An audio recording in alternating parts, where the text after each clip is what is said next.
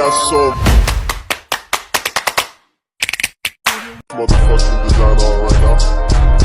Bring it down, bring it down, bring it down. I got 3 old guys on the block.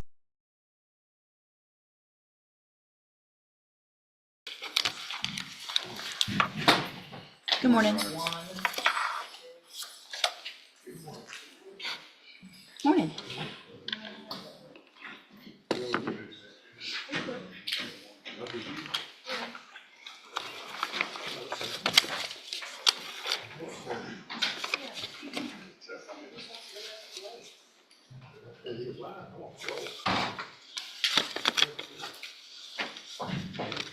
Good morning. Good morning.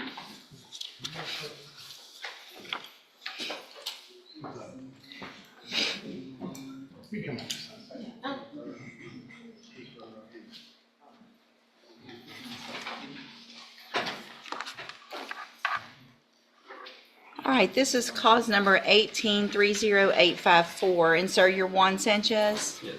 And so we're here today on a motion to compel, and before we get into a whole lot, I've done a lot of my own research and looking at all of this, and a couple of things. One, I don't believe the subpoena ducis tecum was the proper way to try to get the information. Ducis tecum is an order to get somebody to bring something to a set hearing. So but we didn't have a set hearing, and they weren't ordered to give it to at a set time for a hearing. So under the rules that have to do with subpoena ducis tecum, I don't know that that was the proper way. I do think you're entitled to some of that information as a defense attorney. If we're going to base decisions on, if I'm going to base decisions on things that probation have in their file and that they're just going to tell us, I do believe that you are entitled to some of that information. I think the proper way to do it would be to make that request through the district attorney's office for discovery. And then for you, Mr. Nichols, to make those requests. And then I would approve you guys giving whatever records are requested within reason. If you have, I don't know what would necessarily be any type of work product that would not be discoverable, but if you think that there's something that is particularly not discoverable, let Mr. Nichols know that, Mr. Nichols let me know that, then we could worry about maybe a motion to compel and whether or not I think those things are or are not. But lab results, testing, money owed, all of those types of things, I think are probably discoverable and something that Mr. Franklin needs. I just don't think this was the... I agree, Judge. Any of the things that pertain to, well, I do think it's discoverable. In this case, it's all allegations on the motion are based on an arrest out of county. And so his attendance record and all that, I don't know why we're subpoenaing the entire probation file when it's not even part of the allegations for the motion. May I respond, Your Honor? Well, let him finish, yes. He did subpoena Wharton County records, so a representative from probation down there came in today for this hearing. I have no problem with getting him all that stuff. A lot of it's not in my possession. The out-of-county offense reports and things like that, I don't have yet. I would have them if we move towards a hearing where I prove up those allegations, and they, of course, will be provided beforehand. And again, I don't think he's not entitled to have all that stuff. So Sure. I kind of agree with So- you. I don't know this subpoena directly to those agencies was the proper way to do this. And Mr. Franklin did make just a standard discovery request at the onset of his involvement, which was early May. Right. I don't have anything really responsive to that at this point. Okay.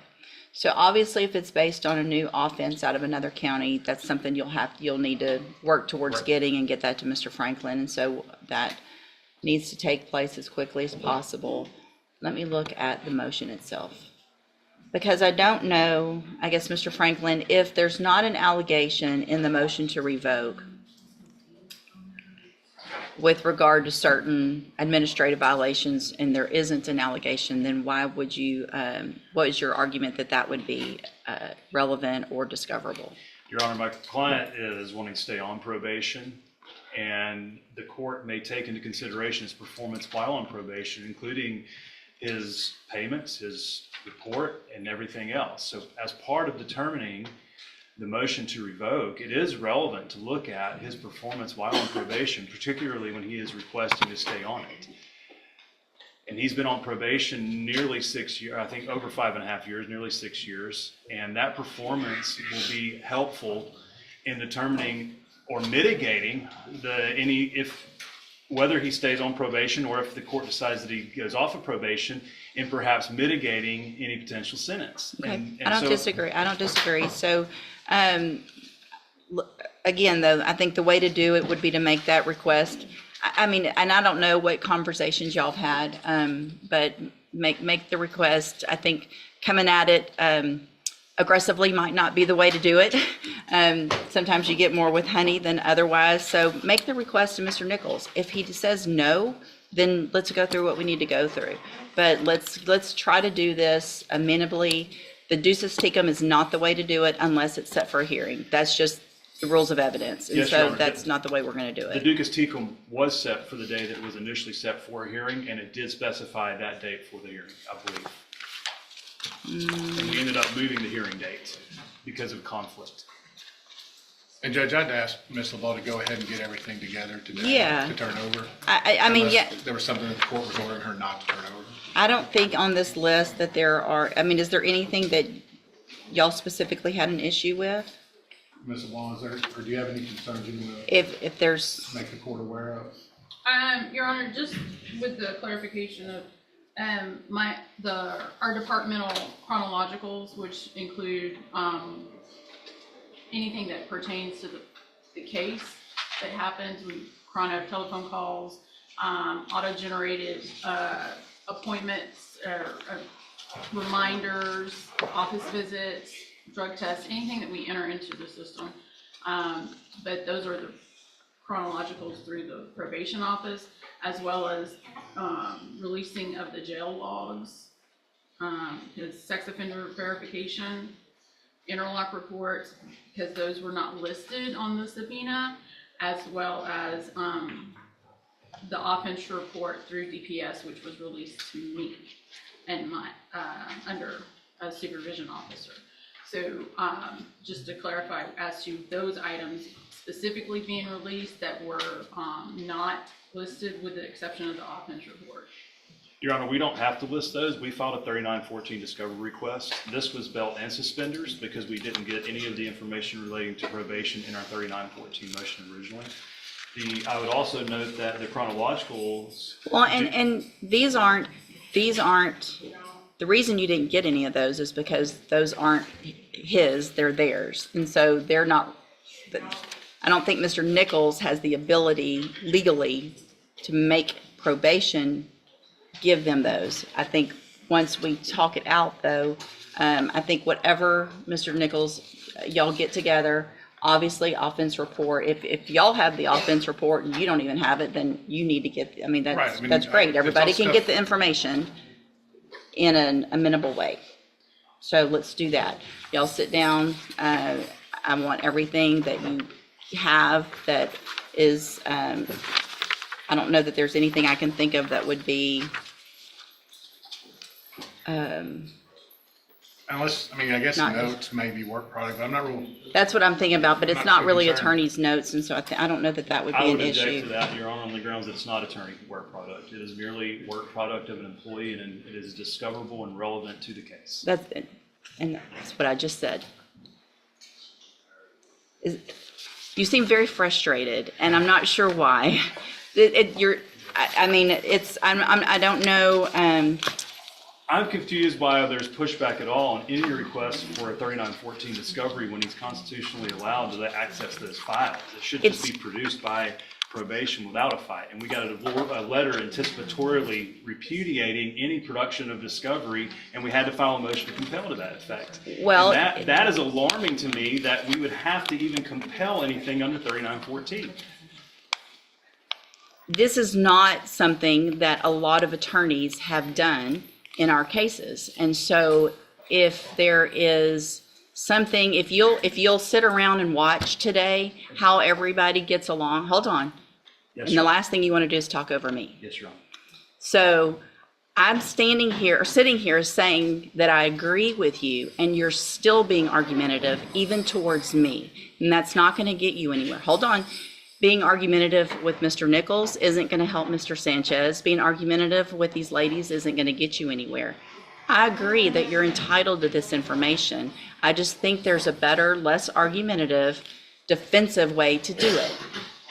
They were told to do what they were told to do because their understanding of the law is what it is. So I don't disagree that we needed to all get together, but it just needs to be taken down a notch. So I want the stuff turned over to Mr. Nichols, and then Mr. Nichols will turn it over as discovery. I'm not going to have probation start turning it over to the individual attorneys in cases, because I think the proper way to make sure it's in the portal, that everybody knows what the discovery is that they've received, so that it's electronic when you sign your any type of documentation, whether it's at a hearing or a plea or a trial of what you've discovered, that it goes through that portal so everybody knows what everybody's got. So y'all get it to Mr. Nichols. Mr. Nichols will put it in the portal, and then you will get it. Once you get that, if there's something that you think is not there, then contact us. We'll have a hearing if necessary. Contact Mr. Nichols. Hey, what about this? If it exists and he says no, then let's have a hearing about it. Okay? So y'all get that done, and then we'll reset the case for just an announcement in what, a couple weeks or so? Fine with that? Yeah, that should be fine, Judge. We'll be able to Okay. get everything scanned in and provided through the portal. Perfect, thank you. All right, y'all are all excused. Be needed at I'm that sorry? time?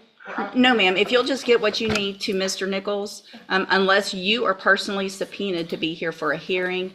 Now, and on that date, we won't have a hearing on that date. So if we come in and there's pleas of not true, and we're gonna have to have a hearing, we can come in on that date, enter pleas of not true or true to certain allegations, then we would reset it for a court date. And at that point, if you need to be here, let her know. If you need a subpoena, then you can get a subpoena. If you just need us to let you know you need to be here, then we can do it informally. You just let us know, or let Mr. Franklin or Mr. Nichols know what your employer will require for you to be here for an actual hearing. Okay? Yes, Good? Your Honor. All right, thank you, y'all. Thank you.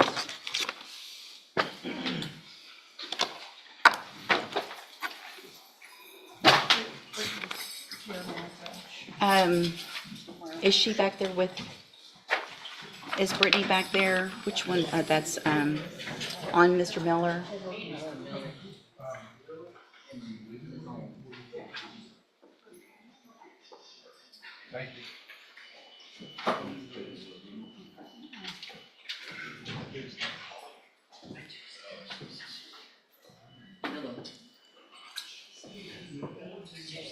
Good morning.